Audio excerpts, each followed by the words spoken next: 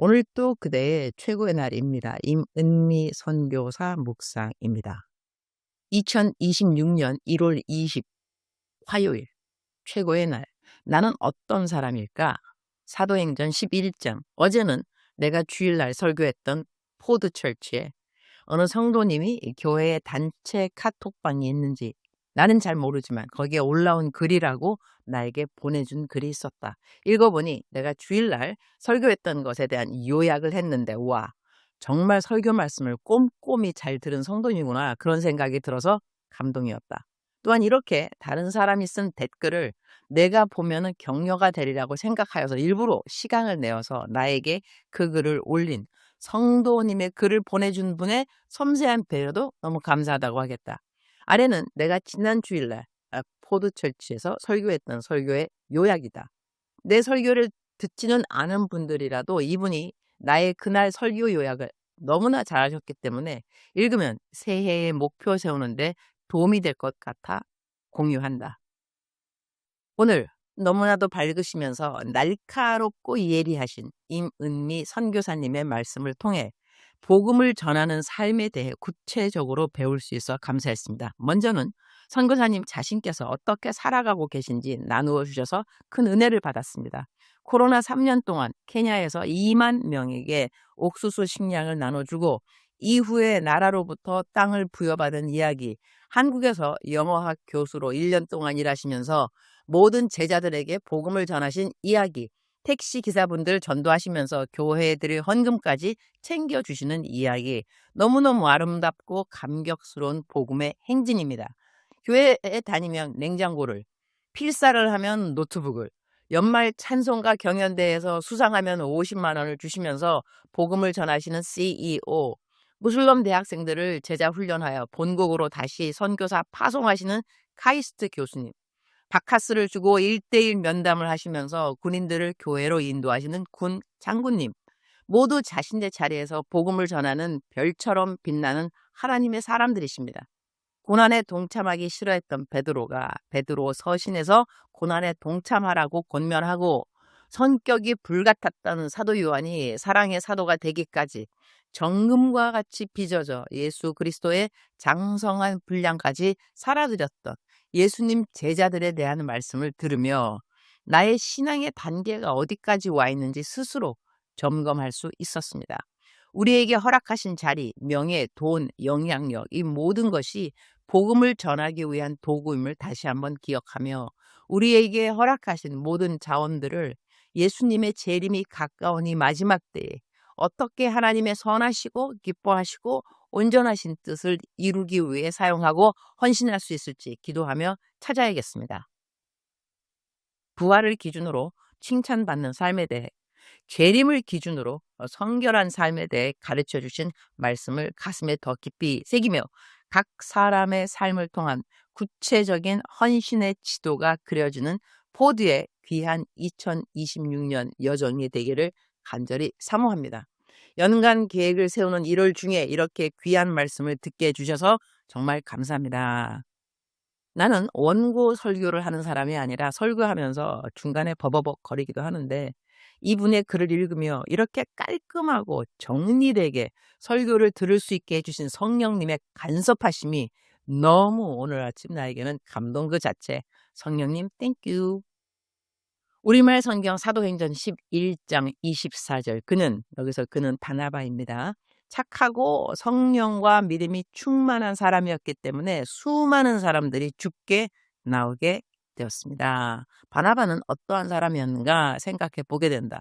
착한 사람이었다고 한다. 성령이 충만했고 믿음이 충만했다고 한다. 그래서 그 삶의 열매는 무엇이었는가? 수많은 사람들이 죽게 나오게 되었다고 한다. 바나바는 어떻게 죽었는가에 대해서 성경에는 직접적인 기록이 없다. 사도행전은 바나바가 마가를 데리고 구부로 떠난 이후의 삶을 더 이상 자세히 다루지 않는다. 성경은 바나바의 마지막을 말하지 않지만 초대교회의 전승과 교부, 문헌들에 의하면 바나바는 자신의 고향인 구부로 섬에서 복음을 전하다가 유대인들의 박해를 받았고 돌을 맞아 순교하는 것으로 전해진다. 바나바의 죽음은 그의 삶과 참 잘 어울린다고 하겠다. 위로의 아들, 격려의 아들이라는 이름처럼 그는 언제나 사람을 세우는 사람이었다. 자신의 이름이 드러나는 자리보다는 하나님의 일이 자라나는 자리를 선택했다. 그리고 결국 기록 없이 사라진 듯 보이지만 끝까지 복음을 전하다 생을 마쳤다. 바나바는 바울처럼 많은 서신을 남기지는 않았다. 그러나 그는 사람을 남겼다. 바울을 세웠고 마가를 포기하지 않았다. 그가 포기하지 않은 사람들을 통해 교회는 계속 확장되었다. 바나바는 말보다 삶으로 복음을 남긴 사도였다. 나는 어떠한 사역자인가 돌아보게 된다. 요즘 유튜브에 많은 사람들이 설교를 올린다. 그중에 나도 한 사람이다. 유튜브에 올라가면 조회수는 당연히 궁금해진다. 그렇지 않을까? 나도 가끔 내 설교가 올라간 유튜브를 다시 볼 때가 있다. 설교를 다시 듣기 위해서라기보다 이 설교를 몇 명이 들었는지를 보기 위해서다. 조회수를 확인할 때가 있다. 어떤 설교는 17만에서 27만까지 올라가기도 했고 세월이 오래된 KBS TV 다큐멘트 같은 경우는 52만 조회수를 기록하기도 했다. 잘잘법은 나갈까 말까 고민이 많았던 프로그램이었는데 그래도 나간 이후 짧은 시간에 17만 조회수가 올라갔다. 돌아보면 나는 한국의 기독교 TV 프로그램에는 거의 한 번씩은 다 나가 본 것 같다. 새롭게 하소서는 이미 10년 전인가 방송되었다. 다니엘 기도회 나간 지 정말 오래되었다. 지금 생각해보면 난 정말 TV 출연을 많이 했구나 그런 생각이 든다. MBC TV에서 인터뷰 요청이 왔을 때 나는 기독교인인데 왜 국영방송에서 인터뷰를 하자고 하시나요? 라고 물은 적이 있다. 그때 한국에서 기독교인과 비기독교인 다 합쳐 명강사 10% 안에 들어가 있기 때문이라는 답을 들었다. 유튜브에 내 설교가 올라간 지도 이제는 제법 시간이 흘렀다. 기승전 복음 전파. 나는 내 인생의 모든 것이 복음의 통로가 되기를 원한다.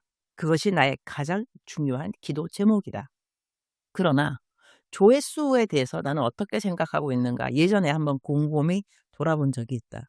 내가 한 설교나 내가 나간 방송이 조회수가 많아야 하는가? 물론 이전에는 유튜브 구독자가 많으면 수익이 있었다. 광고가 나갔기 때문이다. 그러나 어떤 분들이 설교를 듣다가 광고가 나와 은혜가 끊긴다고 말씀을 하셨고 그 이후로 나는 광고를 하지 않게 되었다. 그 결정은 오래된 것이라고 하겠다. 그래서 지금은 유튜브로 인한 수익은 1도 없다. 그러니 구독 눌러주세요. 좋아요, 알림 설정해주세요. 같은 멘트는 전혀 할 필요가 없는 유튜브 채널이 되었다. 그렇다고 해서 내가 내 설교 조회수에 관심이 전혀 없을 리는 없다. 내 조회수가 많아야 하는 이유가 정말로 사람들이 내 설교를 통해 하나님을 더 가까이 알기를 원하는 간절한 마음 때문일까? 아니면 다른 설교자들과 비교하며 나 역시 많은 사람들에게 인기를 얻고 싶은 마음 때문일까? 내 태도를 곰곰이 돌아보니 나 안에 비교의식과 세상과 다르지 않은 경쟁의식도 분명히 있었다는 것을 알게 되었다. 그래서 어느 날 이렇게 기도했다. 나사렛 예수의 이름으로 명령하노니 조회수의 영은 떠나갈지어다. 하하하. 조회수의 영은 내가 붙인 이름이다. 그런데 요즘 주님께 다시 여쭤보았다. 주님, 내 설교를 몇 명이 듣는지 조회수에 대한 나의 반응이 어떠하면 주님이 기쁘실까요? 그때 주님께서 이런 마음을 주셨다. 유니스야, 조회수라는 숫자는 사람들이 너의 설교를 들었다는 숫자야.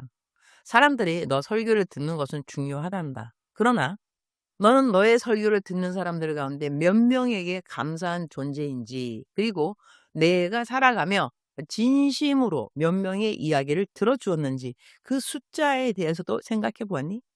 나는 너의 말을 듣는 사람들의 숫자도 중요하지만 울컥하네요.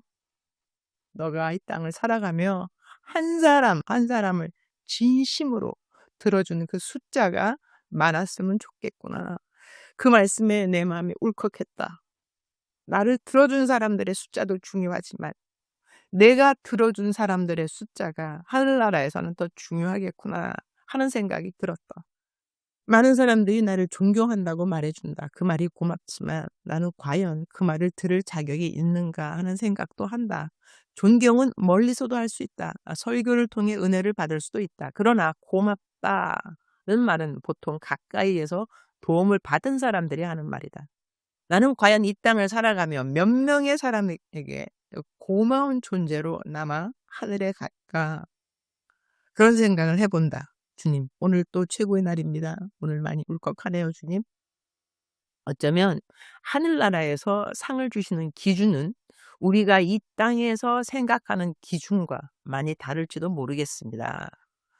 우리는 몇 명을 전도했는가를 생각하지만 어쩌면 하늘나라에서는 몇 번 거절당하면서도 예수님을 계속 전했는지 그 숫자, 내 이야기를 주의 깊게 들어준 사람들의 숫자보다 내가 몇 명의 이야기를 끝까지 잘 들어주었는지 그 숫자가 더 중요할지도 모르겠습니다. 오늘은 사역이 없는 날이라서 감사합니다. 하루라도 온전히 쉴 수 있는 날이 있어 감사합니다. 이런 날에는 주님과 깊이 기도할 수 있어 감사합니다. 아침에 일어났더니 어제 눈을 잘못 긁었는지 눈이 좀 부어 있었다. 그런데 오늘은 방송도 없고 유튜브에 올라갈 일도 없어서 눈이 좀 부어도 괜찮겠구나 싶었다. 카톡 사역은 하루도 쉬는 날이 없지만 그래도 카톡 사역에는 내 얼굴이 보이는 것은 아니니까. 흐흐흐. 눈이 부어도 화면에 지장이 없는 날에 부어있게 해주신 것도 오늘의 새 감사라는 생각이 든다. 주님 사랑합니다. 주님 감사합니다. 오늘 또 우리 주님 저를 보시면서 하루 종일 기쁨을 넘어서 감동을 받으시면 참 좋겠습니다. 외우면 좋은 말씀, 우리말 성경 사도행전 11장 24절. 그는 착하고 성령과 믿음이 충만한 사람이었기 때문에 수많은 사람들이 죽게 나오게 되었습니다. 작정서 점수 100점. 사랑하는 그대여, 사랑하는 그대여, 출석 부르고 있습니다. 대답하셨나요? 사랑하는 나의 딸, 사랑하는 나의 아들, 너희가 천국에 올라오게 되면 상을 받게 되어 있단다. 상을 받을 텐데 그 상을 받을 때 그 기준이 너의 기준과 나의 기준이 다를 수 있다는 것 너는 생각해 보았니? 너는 어떠한 일의 성과를 생각하면서 하나님께서 상을 주시리라 생각하기 쉽지만 나는 너가 올려주는 성과보다는 너가 얼마만큼 나를 닮기 원했고 소원했고 그리고 노력했고 그리고 너의 삶에 예수 그리스도의 향기가 풍겨났는지 예수 그리스도의 성품이 나타났는지 너의 성숙이 너가 하나님 앞에 올려드린 성공 그것보다 더 중요하겠다 하는 생각을 해본 적이 있는지 사랑하는 나의 딸, 사랑하는 나의 아들 내가 완전한 것처럼 너도 완전하라. 이 말은 너가 완전할 수 있다는 것이 아니라 내가 완전히 성숙한 것처럼 너도 완전히 성숙할지니라. 이런 말씀으로 너가 이해될 때에 성숙은 과정을 필요로 한다는 것도 잊지 않도록 할지니라. 너는 오늘도 그 과정에 있는 것이라. 아직까지 다 끝난 것이 아니니 스스로 너무 자책하는 것도 내가 원하는 것이 아니라는 것, 그것도 너는 알아야 할 것이니라. 너가 성장하는 과정 가운데 내가 너를 도와주고 있다는 것이다. 너의 오른손을 붙들어주고 있다는 것이다. 너의 등을 밀어주고 있다는 것이다. 사랑하는 나의 아들, 사랑하는 나의 딸. 오늘 또 임마누엘 하나님 너와 동행하고 계시니 걱정하지 말지니라 두려워하지 말지니라 잘 성숙해 나갈지니라. 사랑하는 그대여 사랑합니다. 사랑하는 그대여 축복합니다. 오늘 또 그대의 최고의 날입니다.